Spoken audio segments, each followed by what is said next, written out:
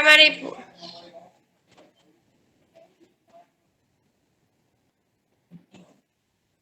Baik, assalamualaikum warahmatullahi wabarakatuh. Waalaikumsalam warahmatullahi wabarakatuh.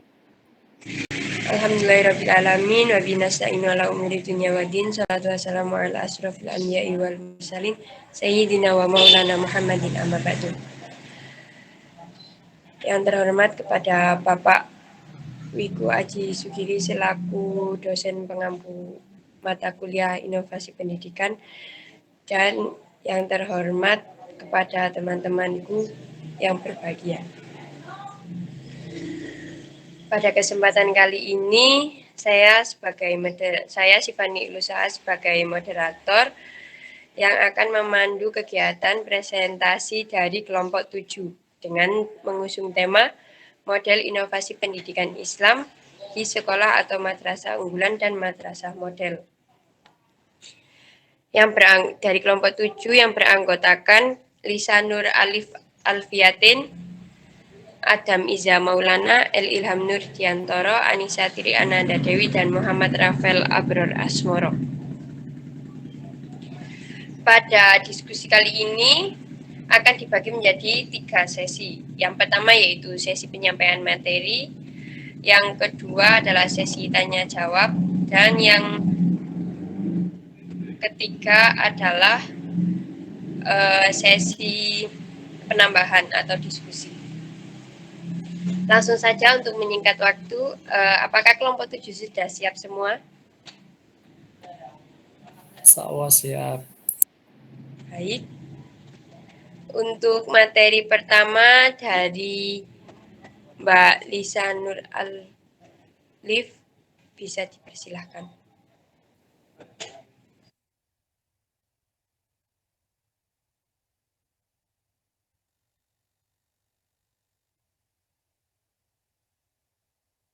Untuk teman-teman kelompok 7 bisa langsung memulai presentasinya ya. Baik, di sini untuk yang pertama yaitu model inovasi dari masa ke masa. Inovasi pendidikan dari masa ke masa sangat menarik untuk dibahas. Secara garis besar ada 2 model inovasi baru, yaitu yang pertama top-down model, yang mana model inovasi ini dibuat oleh atasan untuk mengatur bawahannya. Inovasi model ini ditetapkan oleh Kemendiknas dan Kemenak. Yang kedua yaitu bottom up model, yang mana inovasi ini dibuat langsung oleh guru, lembaga pendidikan, serta masyarakat. Yang mana model inovasi ini ditetapkan berdasarkan ide, kreasi, dan inisiatif dari lembaga pendidikan itu sendiri. Model inovasi ini membantu siswa untuk berpikir secara kritis dan teoritis. Model inovasi top-down ini tidak selamanya berjalan dengan baik karena banyaknya penolakan seperti guru yang tidak ikut dilibatkan secara langsung. Sedangkan model inovasi bottom up model ini bisa dikatakan berjalan dengan baik karena antara pencipta dan pelaksana, yaitu guru, terlibat secara langsung. Next.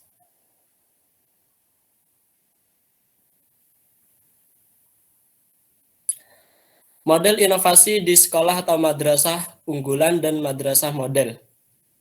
Ada beberapa model inovasi di sekolah atau madrasah unggulan dan madrasah model, yaitu yang pertama, pembelajaran melalui e-learning. Semakin berkembangnya zaman, saatnya sekolah dan madrasah harus mengembangkan pembelajaran yang berbasis digital yang sudah ada untuk mengaktifkan program-program dan kegiatan-kegiatan sebuah pendidikan. Madrasah atau sekolah yang unggul tidak boleh ketinggalan dalam bidang teknologi informasi, yaitu bisa memberikan pembelajaran melalui e-learning dengan dukungan laptop, komputer, atau teknologi lainnya. Dengan adanya e-learning ini, pendidikan dapat mengupload materi ataupun tugas dengan mudah, dan siswa lebih mudah dalam mengakses informasi yang telah diberikan oleh guru. Yang kedua yaitu perpustakaan digital. Sejak adanya pandemi COVID-19, siswa belajar melalui online. Siswa sulit untuk mencapai referensi saat belajar. Nah, tidak lepas dari teknologi informasi dan komunikasi ini, ada yang namanya perpustakaan digital, yang mana mempermudah siswa untuk mengakses beberapa buku-buku di perpustakaan digital dan mempermudah dalam belajar. Dengan adanya perpustakaan digital ini, tidak membatasi anak dalam belajar dan membaca buku. Tidak hanya membaca saja, akan tetapi juga bisa untuk meminjam buku. Tidak perlu bingung membawa buku yang dipinjam. Perpustakaan digital ini lebih fleksibel dan bisa membaca di mana saja. Tidak hanya itu saja, dengan adanya perpustakaan digital ini tidak memerlukan ruang yang luas untuk menyimpan buku bila dibandingkan dengan perpustakaan konvensional. Cukup sekian, terima kasih. Baik, terima kasih untuk Mas Adam atas materinya. Yang selanjutnya yaitu materi dari Mbak Vivi. Mbak Vivi dipersilakan. Baik, terima kasih atas waktunya. Di sini saya akan melanjutkan materi yang telah disampaikan Mas Adam tadi, yaitu beberapa model inovasi di sekolah atau madrasah unggul dan madrasah model. Yang ketiga yaitu inovasi pembelajaran sesuai dengan kurikulum 2013. Nah, pada kurikulum 2013 ini siswa itu dituntut aktif dalam belajar. Di dalam kurikulum 2013 ini juga ada dua tipe belajar. Yang pertama itu ada belajar secara langsung, yang mana siswa dapat mengembangkan pengetahuan, kemudian kemampuan berpikir, kemudian keterampilan, dan juga kompetensi yang telah dimilikinya. Yang kedua, tipe belajar yang kedua yaitu belajar secara tidak langsung, yang mana siswa bisa dengan cara mengamati, kemudian menganalisis, kemudian mengumpulkan informasi dan juga dengan cara bertanya. Nah, di sini siswa itu juga diajarkan untuk berpikir secara kritis dan secara teoritis. Siswa diberikan kesempatan dalam belajar sesuai dengan kemampuan dan kreativitas mereka masing-masing. Dengan hal itu membuat siswa lebih mudah dalam memahami sebuah materi. Yang selanjutnya yaitu yang keempat ada mengembangkan kompetensi siswa. Di sebuah lembaga pendidikan itu tidak hanya berkomitmen untuk mendidik dan mengajarkan sebuah materi pelajaran saja kepada siswa, akan tetapi sekolah juga harus memiliki kompeten untuk menggali bakat dan potensi siswa, baik itu di bidang sains maupun olahraga ataupun seni ataupun di bidang potensi lainnya. Nah, untuk mengasah kemampuan bakat dan potensi itu, biasanya sekolah itu mengadakan adanya bimbingan olimpiade ataupun kegiatan ekstrakurikuler. Nah, hal ini itu bertujuan untuk apa? Bertujuan untuk mempersiapkan siswa untuk maju di berbagai lomba, baik itu di bidang di tingkat lomba di tingkat kecamatan ataupun kabupaten ataupun nasional sampai dengan di tingkat dunia. Nah, dengan adanya event-event ini itu berupaya untuk meningkatkan kualitas pendidikan, terutama prestasi siswa di luar akademik sebagai stimulus bagi siswa.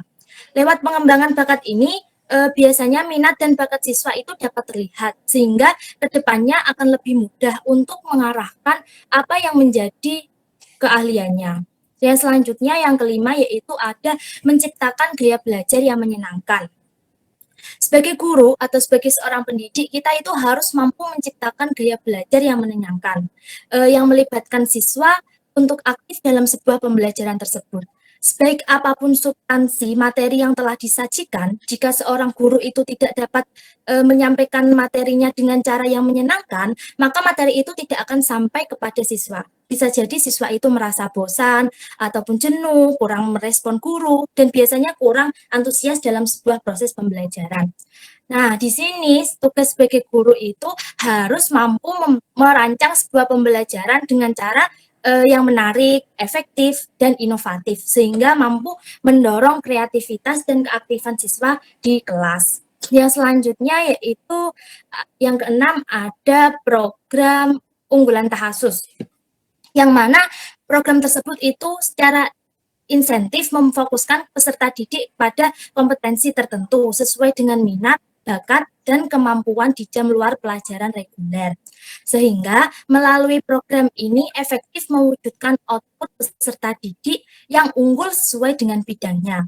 Salah satu contoh programnya yaitu bisa dengan cara program tahfidz Quran, di mana tidak hanya berkomitmen untuk mendidik dan mengajar sebuah materi akademik saja, namun juga berkomitmen untuk menggali bakat dan potensi siswa di bidang tahfidz Quran. Dari kegiatan tahfidz ini berupaya untuk meningkatkan kualitas pendidikan yang unggul dalam ilmu, amal, dan juga akhlakul karimah.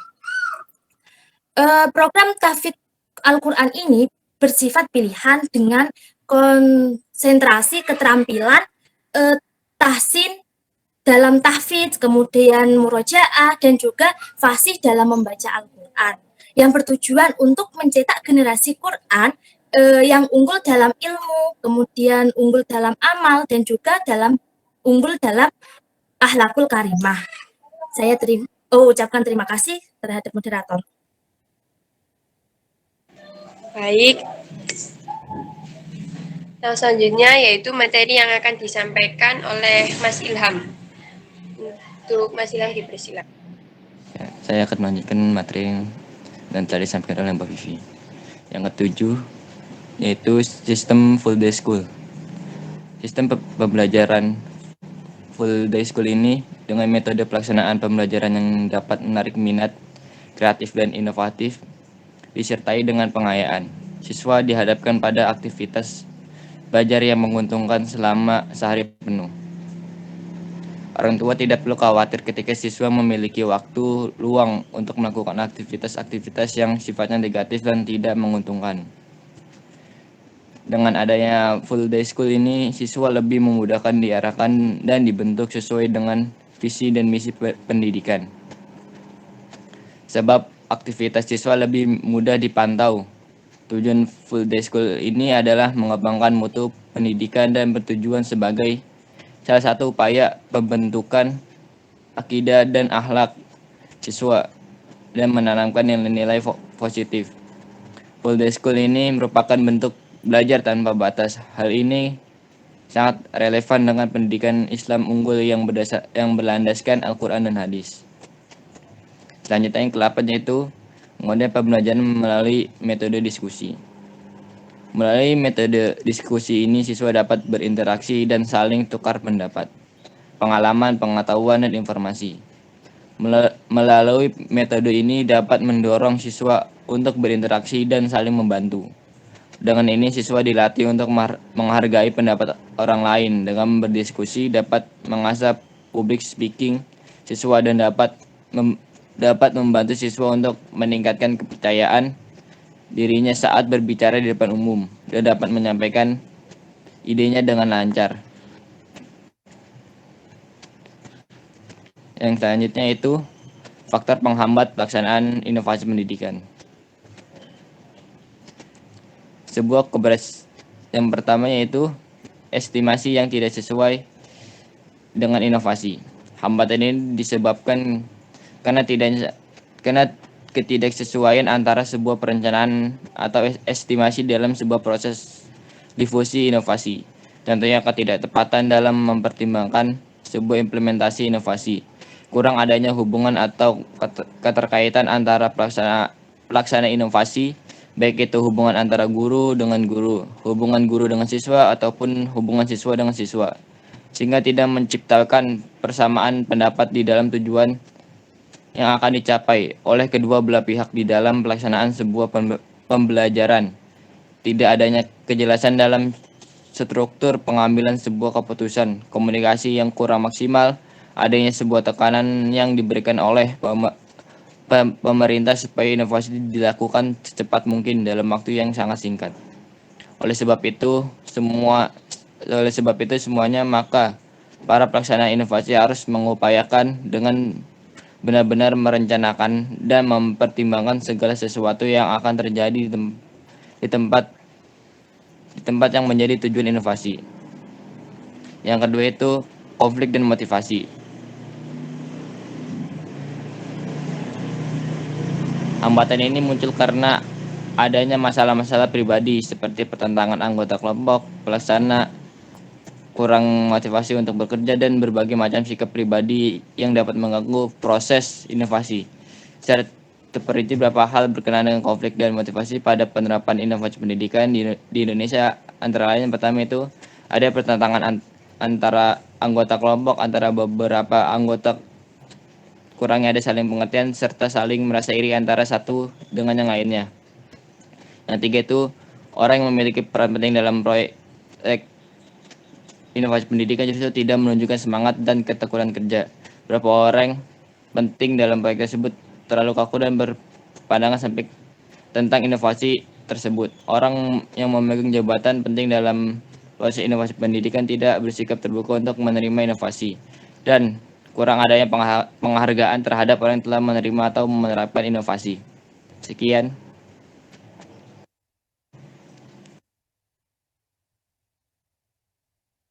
Baik, terima kasih untuk Mas Ilham atas materi yang telah disampaikan. Yang selanjutnya yaitu materi akan disampaikan oleh Mbak Anissa Triananda Dewi. Dipersilahkan.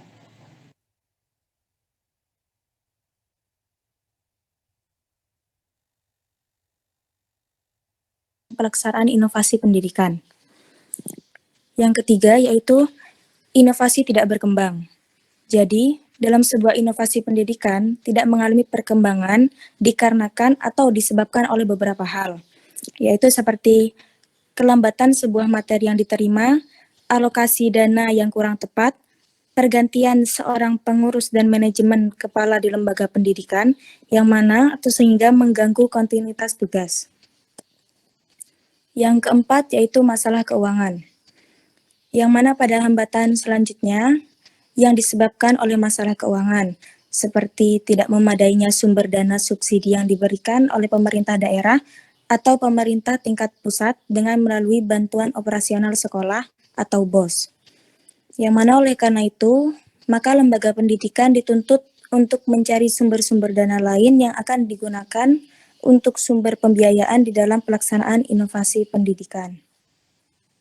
Yang kelima yaitu penolakan inovasi dari kelompok tertentu. Jadi penolakan di sebuah inovasi yang dimaksud itu bukan sebuah penolakan yang disebabkan oleh kurangnya dana atau sebuah permasalahan personalia semata. Akan tetapi penolakan yang dimaksud yaitu disebabkan oleh beberapa faktor. Di antaranya adanya sebuah pertentangan di dalam menelaah sebuah inovasi, adanya sebuah kecurigaan atau ketidakpercayaan masyarakat akan masuknya sebuah inovasi pendidikan. Dan yang terakhir yaitu kurang adanya hubungan sosial. Yang mana faktor yang keenam yaitu terdiri dari dua hal. Yang pertama, hubungan antara anggota kelompok pelaksana dan hubungan yang menyangkut masyarakat. Yang mana hal-hal tersebut disebabkan oleh adanya ketidakharmonisan antara anggota pelaksana sebuah inovasi pendidikan. Mungkin cukup itu dari saya kembalikan kepada moderator.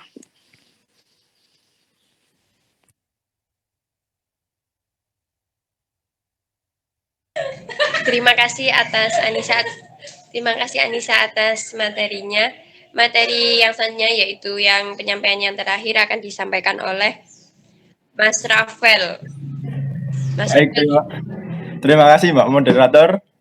Faktor pendukung dalam pelaksanaan inovasi pendidikan. Dengan adanya faktor-faktor penghambat dalam inovasi pendidikan, maka kita juga membutuhkan faktor-faktor pendukung supaya pendidikan dapat berjalan lancar dan seimbang. Yang pertama yaitu guru atau pendidik. Guru memiliki peranan yang sangat penting dalam pelaksanaan inovasi pendidikan, karena seorang guru mengemban tugas yang cukup berat karena perlu membawa peserta didik untuk mencapai tujuan pendidikan. Yang kedua adalah siswa atau peserta didik. Siswa atau peserta didik merupakan objek paling utama dalam inovasi pendidikan, karena peranan siswa juga tidak kalah penting dengan guru. Keberhasilan tujuan pendidikan juga bergantung pada kemauan siswa itu sendiri. Yang ketiga adalah kurikulum. Kurikulum merupakan materi dan juga metode yang akan diberikan. Oleh karena itu, kurikulum merupakan komponen penting dalam keberlangsungan kegiatan belajar mengajar. Yang keempat adalah fasilitas. Fasilitas merupakan sebuah sarana dan prasarana dalam lingkup pendidikan dan tidak bisa untuk diabaikan dalam kelangsungan proses pembelajaran. di dalam pembaruan sebuah pendidikan, maka tentu saja sebuah fasilitas juga merupakan suatu hal yang juga ikut mempengaruhi dalam kelangsungan sebuah inovasi pendidikan yang akan diterapkan. Yang terakhir, yang kelima, lingkup sosial masyarakat. Di dalam menerapkan sebuah inovasi pendidikan, ada satu hal yang secara tidak langsung terlibat di dalamnya, yaitu sosial masyarakat. Karena masyarakat dapat terlibat dan membawa dampak, baik itu positif maupun negatif dalam pelaksanaan pembaruan sebuah inovasi. Sekian dari saya terima kasih, saya kembalikan kepada moderator. Baik, terima kasih Mas Rafael atas materi yang telah disampaikan. Yang selanjutnya yaitu alhamdulillah kita sudah melewati sesi yang pertama, yang selanjutnya kita memasuki sesi yang kedua yaitu tanya jawab.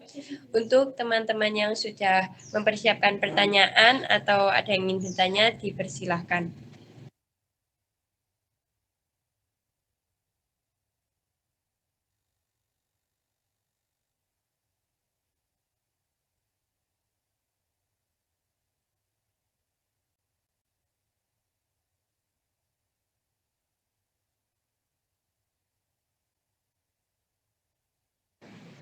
Bagaimana teman-teman? Ada yang ingin bertanya? Dipersilahkan. Saya, Mbak.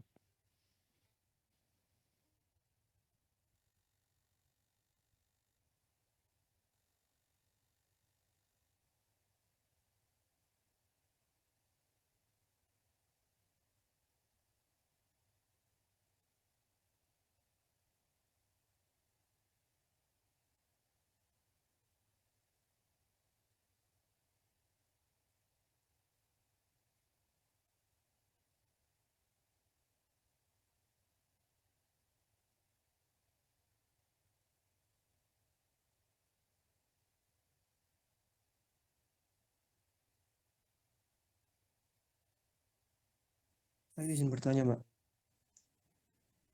Iya, dengan siapa? Saya. Siapa ini ya? Kok gak muncul di saya?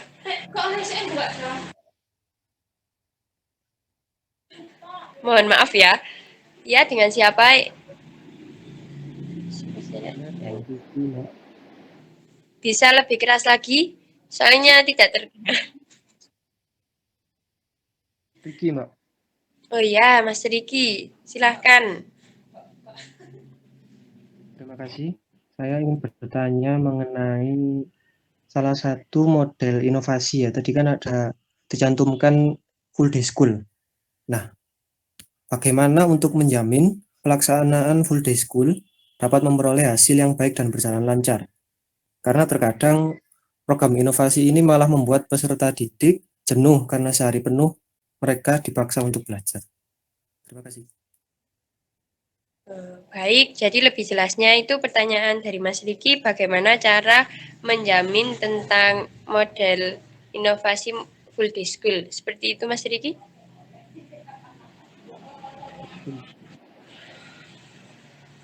Ya. Untuk teman-teman kelompok 7, bagaimana? Mau ditampung dulu atau langsung dijawab?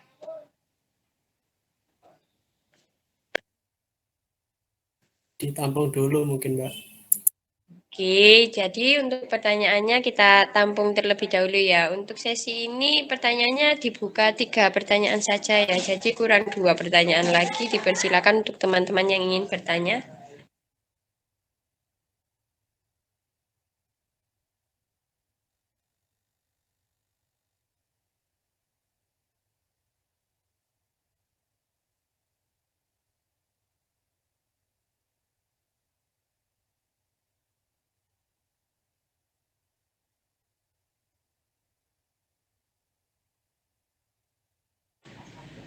Mohon maaf, apa? Izin bertanya, Mbak. Ya, silahkan Mas Hardi. Silahkan. Perkenalkan, nama saya Ahmad Hardiansyah, saya dari kelompok 6, hobi saya. Langsung saja pertanyaan ya. Saya izin bertanya, jadi inovasi pendidikan itu memang merupakan suatu terobosan baru ya untuk menciptakan suatu pembelajaran yang menyenangkan. Nah, pertanyaannya, jika terdapat sekolah atau madrasah yang mau ke jenjang sekolah unggulan, Namun dalam upaya tersebut tidak semua siswa mempunyai kemampuan dalam public speaking yang baik. Nah, bagaimana jika penerapan metode diskusi akan berjalan jika mempunyai kendala tersebut? Apakah dapat dipahami? Bagaimana dari kelompok 7, apa bisa memahami pertanyaan dari Mas Hardiansyah? Bisa. Iya, Oke, terima kasih. terima kasih Mas Hardiansyah atas pertanyaannya.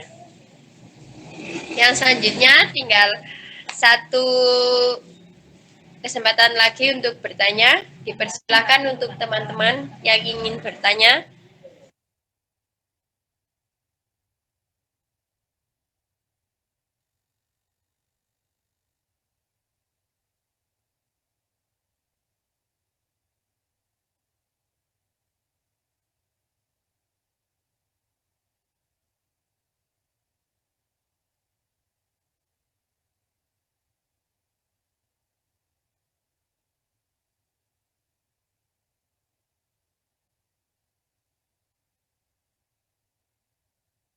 Bagaimana teman-teman? Apa ada yang ingin ditanyakan lagi?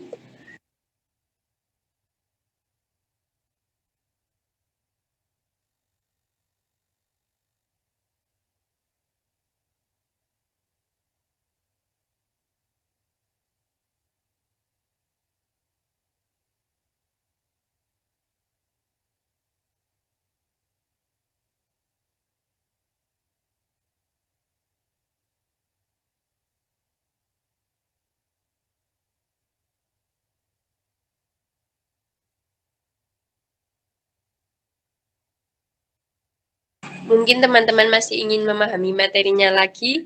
Saya beri waktu untuk menyiapkan pertanyaannya.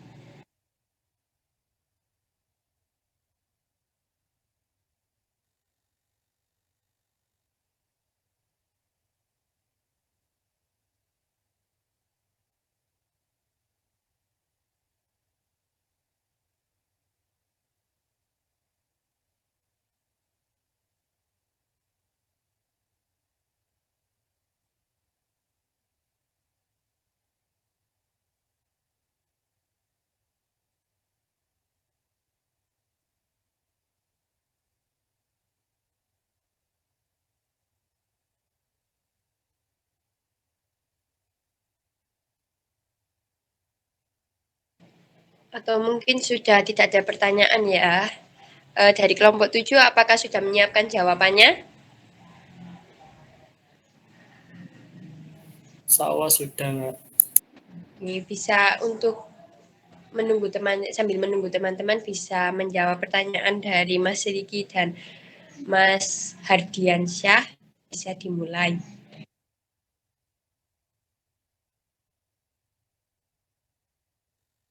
Izin menjawab pertanyaan dari Mas Riki.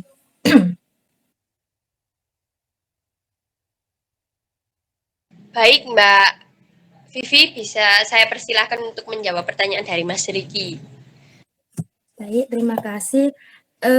Pertanyaannya tadi bagaimana cara kita mengenalkan metode pelaksanaan full day school dengan memperoleh hasil yang baik dan berjalan lancar, karena terkadang program inovasi ini malah membuat peserta didik itu jenuh karena sehari belajar. Begitu Mas pertanyaannya. Betul. Nah, memang dalam sebuah program inovasi itu pasti ada dampak positif maupun dampak negatifnya, ataupun juga ada pro dan kontranya. Nah, memang sistem pembelajaran full day school yang belajar dari pagi sampai sore itu sangat melelahkan dan membuat anak itu merasa bosan, jenuh dan juga monoton. Belum lagi tugas yang telah diberikan guru. Di sisi lain, juga ada dampak positifnya yang tadi telah dijelaskan, yaitu contohnya ketika orang tua bekerja seharian penuh itu mereka sebagai orang tua tidak merasa khawatir dalam mencari nafkah. Nah, dan mereka juga tidak bisa mengawasi anaknya dalam kegiatan seharian. Maksudnya dalam kegiatan sehari-hari orang tua itu tidak bisa mengawasi dengan cara penuh, dan ketika dalam kegiatan full day school ini itu membuat orang tua itu tidak perlu khawatir ketika siswa memiliki waktu luang untuk melakukan aktivitas-aktivitas yang sifatnya negatif. Nah, peran guru di sini itu juga sangat penting dalam membantu orang tua memberikan pembekalan kepribadian yang baik di sekolah, yang harapan kedepannya itu nanti siswa dapat menjadi generasi muda yang tidak mudah goyah dalam menghadapi berbagai cobaan, baik itu cobaan negatif yang menghampiri mereka. Nah, untuk meminimalisir rasa bosan dan jenuh dalam belajar, guru itu dapat menciptakan metode pembelajaran yang menyenangkan. Seperti yang sudah dijelaskan tadi, yaitu contohnya, misal seperti ketika pertemuan pertama, seorang guru itu menerapkan gaya belajar yang menggunakan metode mind mapping. Nah, untuk pertemuan selanjutnya, guru itu harus bisa menggunakan model pembelajaran yang lain. Contoh lain itu saat proses pembelajaran, guru bisa mengadakan tanya jawab. Kemudian menurut saya itu tanya jawab itu sangat efektif untuk memacu keaktifan siswa dalam belajar, sehingga materi yang telah diberikan oleh guru itu dapat diingat lebih lama. Bagi siswa yang bisa menjawab, mungkin guru tersebut bisa memberikan sebuah hadiah yang itu bisa dapat meningkatkan semangat siswa dalam belajar. Contoh lain, gaya belajar yang menyenangkan, yaitu ketika di dalam kelas guru bisa memberikan tugas kelompok, yang mana saat mengerjakan itu guru bisa memberikan kebebasan siswa untuk melakukan aktivitas seperti belajar kelompok dengan cara makan boleh ataupun minum juga boleh, dengan cara mendengarkan musik juga boleh, karena gaya belajar yang tersebut itu kan biasanya siswa memiliki gaya belajar yang berbeda-beda. Ada yang suka belajar dengan cara makan, ada yang suka belajar sambil mendengarkan musik, ada juga yang gaya belajar mereka dengan cara tenang. Nah, dengan suasana kelas yang menyenangkan, itu siswa akan menikmati kegiatan belajar tanpa adanya paksaan tertekan. Maka kesimpulannya di sini, guru itu sangat memiliki peran penting dalam sebuah proses pembelajaran, sehingga guru dituntut untuk lebih inovatif dan kreatif, sehingga tujuan pembelajaran itu dapat ditingkatkan dengan maksimal. Mungkin teman-teman ada yang memiliki pengalaman full day school bisa diutarakan di sini. Terima kasih. Baik, terima kasih penjelasan dari Mbak Vivi. Wah, sangat jelas sekali ya. Jadi Mas Riki, bagaimana? Apakah bisa dipahami? Sangat bisa. Terima kasih. Oke, untuk mempersingkat waktu, kita lanjut untuk jawaban dari Mas Hadriansyah. Dipersilakan dari kelompok 7, siapa yang ingin menjawab? Izin menjawab, Mbak. Ya, untuk Mas Adam dipersilakan. Jadi tadi pertanyaannya, inovasi pendidikan memang merupakan suatu terobosan baru untuk menciptakan suatu pembelajaran yang menyenangkan. Nah, pertanyaannya adalah jika terdapat sekolah atau madrasah yang mau ke jenjang sekolah unggulan, namun dalam upaya tersebut tidak semua siswa mempunyai kemampuan dalam public speaking yang baik. Nah, bagaimana jika penerapan metode diskusi akan berjalan jika mempunyai kendala tersebut? Begitu ya, Mas, soal pertanyaannya. Ya, terima kasih atas. Oh, masih pengulangan soal ya? Ya, benar. Ya, jadi setiap murid itu memiliki kemampuan dalam public speaking yang berbeda-beda. Maka peran guru yaitu mengetahui kemampuan setiap muridnya di dalam public speaking dengan melakukan tahapan perencanaan yang mencakup menyusun rencana pelaksanaan pembelajaran, menyiapkan lembar observasi guru dan siswa, melakukan pembelajaran dan observasi, melakukan penilaian dan evaluasi, dan melaksanakan tindakan. Maka jika terdapat murid yang kurang menguasai di dalam public speaking, maka solusi yang terbaik yaitu memberikan sebuah bimbingan khusus oleh guru kepada murid tersebut yang kurang menguasai dalam public speaking. Mungkin cukup sekian dari saya. Baik, terima kasih Mas Adam atas jawabannya. Bagaimana dari Mas Herdiansyah? Apakah jawaban dari Mas Adam sudah cukup dan bisa dipahami? Nah, jadi saya sudah cukup. Terima kasih Mas Adam. Terima kasih juga Mas Herdiansyah atas pertanyaannya. Baik untuk teman-teman, karena saya kira diskusi kali ini sudah cukup. Jadi terima kasih atas partisipasinya untuk bergabung.